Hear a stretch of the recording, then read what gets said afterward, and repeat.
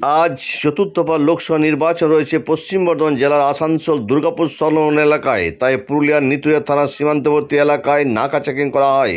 নিতুয়া থানার সীমান্তবর্তী এলাকার ডিসাগড় ড্রোন ক্যামেরা দিয়ে করা হলো নাকা চেকিং। ডিসাগড় নেতাজি সুভাষ সেতুর উপর পশ্চিম বর্ধমান থেকে পুরুলিয়া জেলার ঢোকার মুখে নাকা পয়েন্টে প্রতিটি 4 চাকার ডিকি খুলে নেওয়া হয় তল্লাশি। শুধু তাই নয়, ড্রোন ক্যামেরা দিয়ে তল্লাশি চালায় পুলিশ।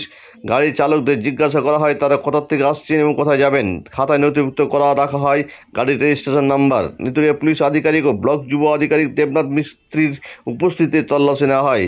পুরুলিয়া পশ্চিম বর্ধমান 2 জেলার সীমান্ত এলাকা ডিসাগড় ঘাটে নাকা চেকিং করা হয়। নাশাগত এড়াতে এখন তল্লাশি চলবে।